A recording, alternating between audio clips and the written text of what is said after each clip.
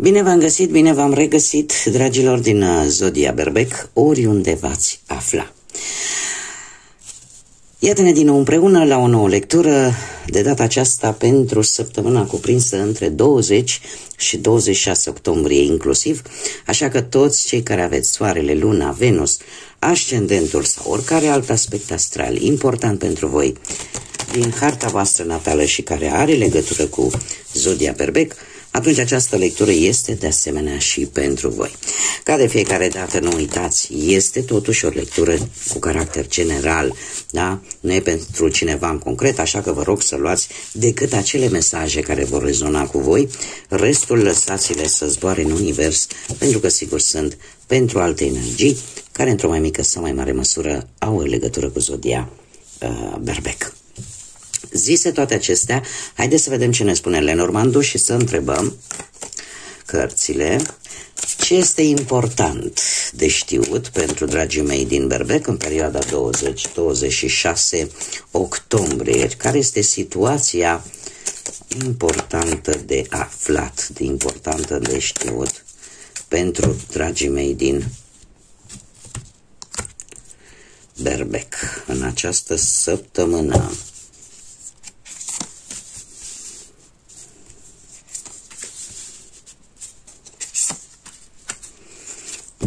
Vești, dragilor, vești. Să le punem mai așa ca să le vedeți și voi. Bun. Ori, dragilor, ori o vizită, ori vești din partea cuiva de la distanță care are anumite sentimente pentru voi. E ca și cum, într-un fel sau altul, lucrurile încep să se miște, mai ales pe partea asta amoroasă, aș spune. Este vorba de ceva de viitor, planuri de viitor. Acum, dacă o luăm pe parte sentimentală, e vorba, cum am mai spus, ori de o veste, ori o comunicare prin intermediul internetului, da? Din partea cuiva care are sentimente față de voi. Poate să fie de asemenea și o vizită, dar mie, din câte văd eu aici, totuși, deocamdată, faptul că avem steaua ne vorbește și de partea asta virtuală, da, a internetului. De asemenea, putem vorbi de vești vis-a-vis de un anumit obiectiv. Un obiectiv în care voi ați pus suflet, în care voi ați investit foarte multă energie. Este ceva de suflet pentru voi, care contează foarte mult și care, în sfârșit, cumva începe oarecum să se miște, să iasă din starea aia de blocaj. Aș mai spune că intuiția voastră, inspirația voastră este una foarte bună și probabil că în această săptămână veți face lucruri foarte, foarte inspirate, foarte benefice pentru voi, dar care au legătură, așa cum am mai spus, dacă nu cu dragostea, pot avea legătură cu acele planuri, cum să spun eu, care pentru voi sunt importante. Da?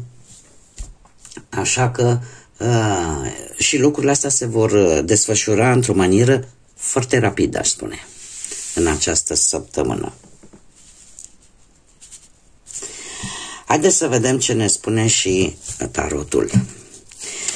Să vedem ce vine pentru dragii mei din Berbec în săptămâna 20-26 octombrie, atât pe plan profesional cât și financiar sau sentimental. Să vedem.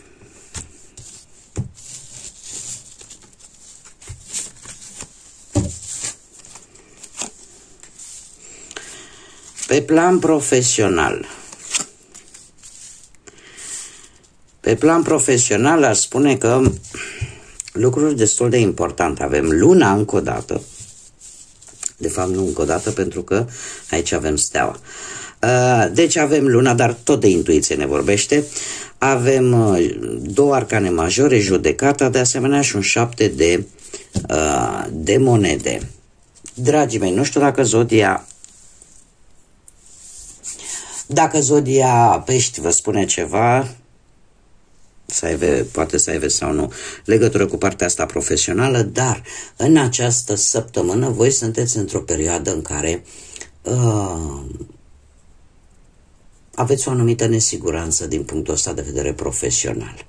Ori că așteptați un răspuns de ceva vreme. Poate unii dintre voi, nu știu, ați făcut o propunere sau ați dat un interviu sau pur și simplu stați un pic în expectativă, un pic nu prea știți exact ce se va întâmpla, ca să zic așa, sau ce răspuns veți obține. Trebuie să vă spun că cu judecata aici este efortul tău va da roade și va da roade într-o manieră pozitivă.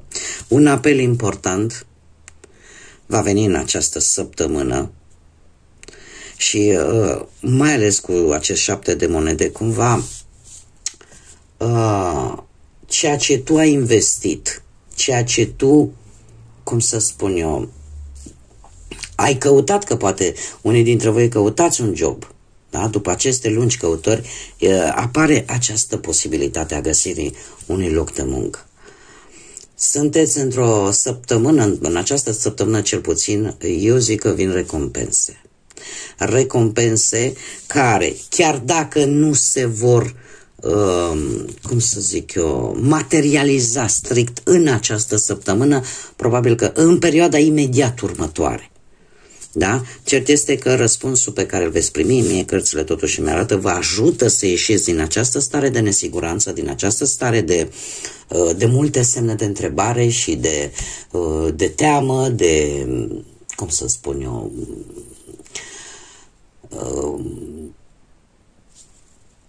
un conflict practic cu voi înșivă în care nu știți ce se va întâmpla. Lucrurile se vor clarifica, iar mie, cel puțin cărțile astea îmi spun că în sfârșit vei începe să vezi rezultate pozitive și pentru tine.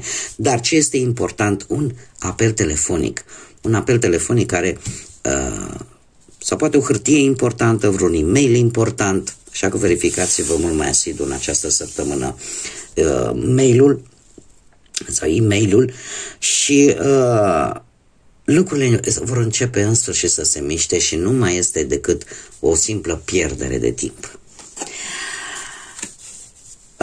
Mergem mai departe. Pe partea bănuților. Pe partea bănuților sunteți...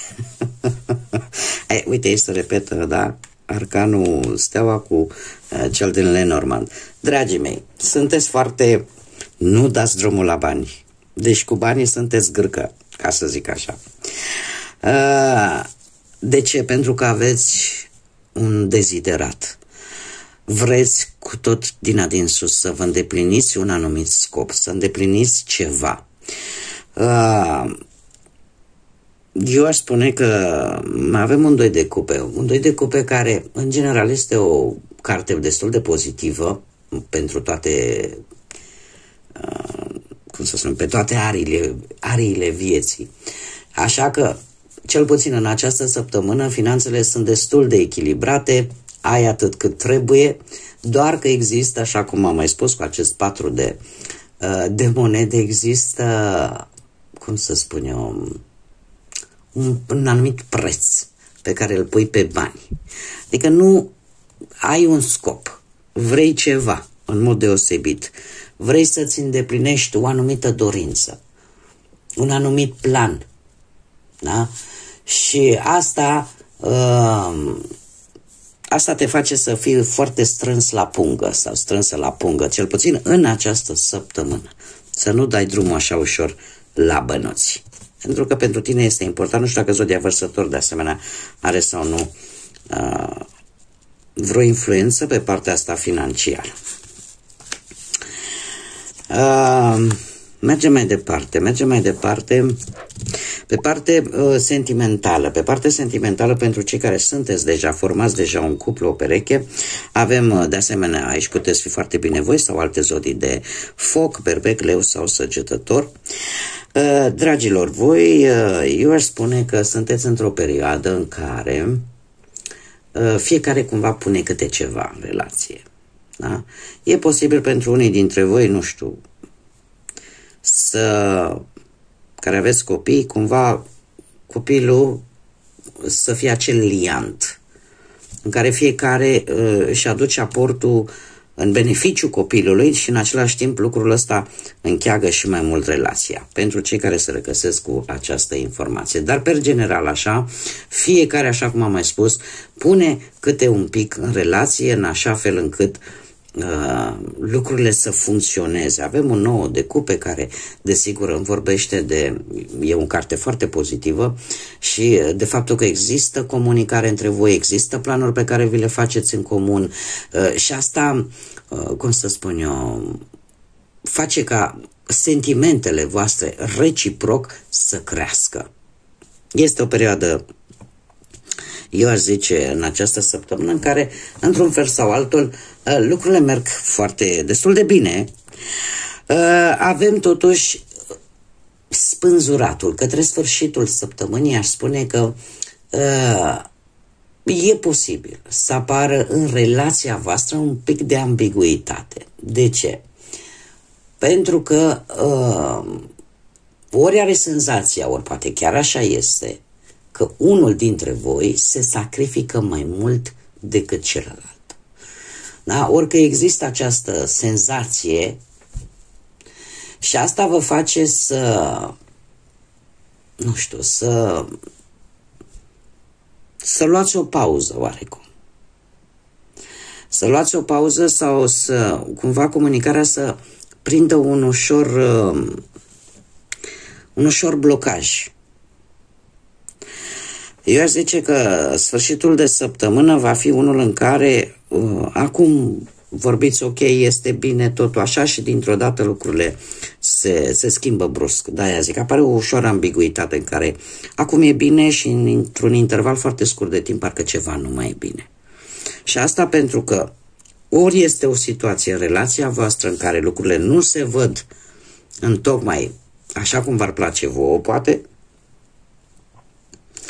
ori pur și simplu există această senzație, această idee că există un sacrificiu prea mare, că e din partea voastră, că e din partea perechii voastre, da? Pentru că vorbim totuși de două energii și lucrul ăsta aduce un ușor dezechilibru, aș spune, în relația voastră către sfârșitul săptămânii. Mergem mai departe pentru cei care sunteți singurei. Da? Nu v-ați găsit jumătatea, dragilor. Voi, cel puțin în această săptămână, descoperiți un lucru care, pe de-o parte, nu vă face bine, da? Pentru că este totuși un adevăr și știm foarte bine că, de obicei, adevărul doare. Lăsăm la o parte că este un adevăr, adevărul este unic, dar el atunci când vine și cu durere. Există într-adevăr cu treiul ăsta de spade persoane care v-au decepționat, care v-au rănit în interval foarte scurt de timp. Dar nu știu cât de bine veți manipula, ca să zic, situația. Cert este că săptămâna care vine nu este una, pentru voi în mod special, una foarte grozavă. De ce? Pentru că și cu acest 10 de bâte îmi spune că ori ați urmărit pe cineva de foarte multă vreme sau ați depus foarte mult efort interesându-vă de o anumită persoană și se pare că lucrul ăsta, din păcate, se va dovedi a fi, toată această energie consumată se va dovedi a fi un eșec. Pentru că chiar de la începutul săptămânii, ca să zic așa, cu acest as de spade, apare o claritate mentală. Apare un adevăr. Voi și lucrul ăsta vă va răni. Pentru că este cineva care, chiar dacă nu n-ați stat foarte mult timp împreună, totuși va răni. De ce? Pentru că voi ați investit. sentimente, energie, timp.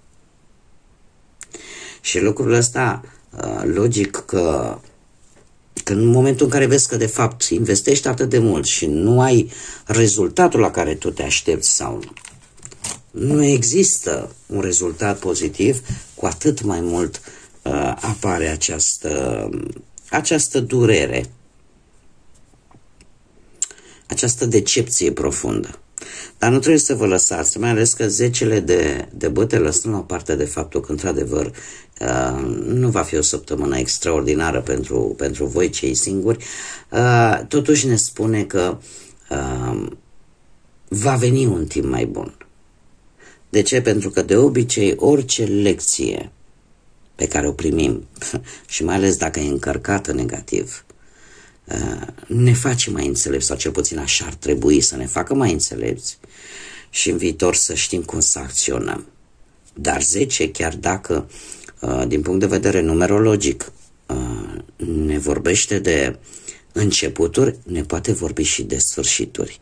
Da? De acea putere de transformare, de acele planuri, acele lucruri care trebuie să se termine, trebuie concluzionate.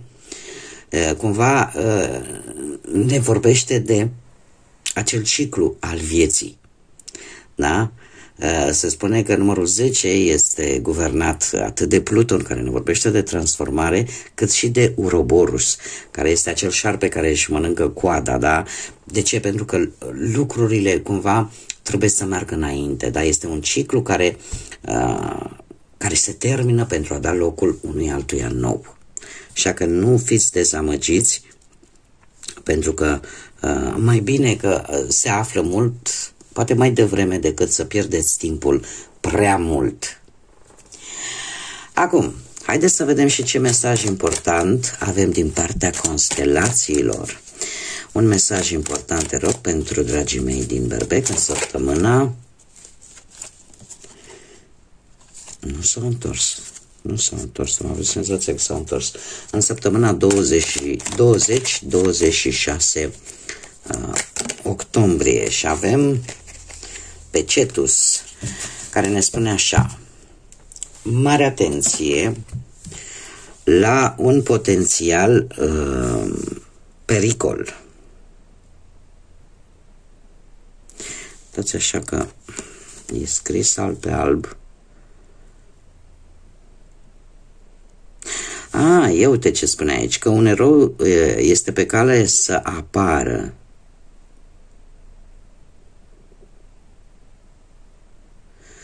Ești pe punctul de a te salva pe tine însuți și în felul ăsta a-ți arăta adevăratul tău potențial. Deci, dragilor, e posibil ca în această săptămână să aveți parte de o situație destul de, nu știu, n-aș vrea nici să vă panichez, da? Nu știu, periculos, totuși mi se pare parcă prea mult.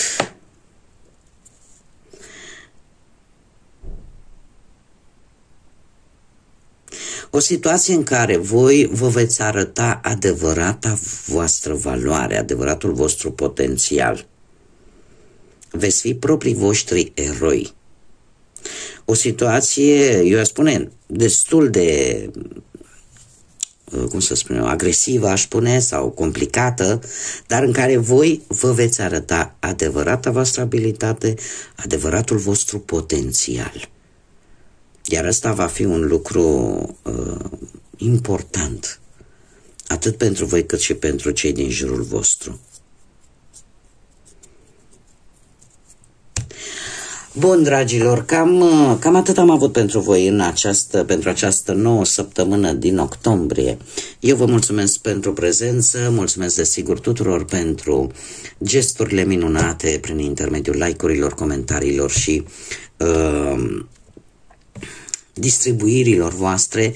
Mulțumesc din suflet. De asemenea, pentru toți cei care încă nu v-ați abonat, Dacă v-a plăcut, dacă rezonați, dacă vreți să mai vedeți acest gen de lecturi și felul în care eu o fac, nu ezitați, abonați-vă, este gratuit, eu vă aștept cu mare drag și cu mare interes.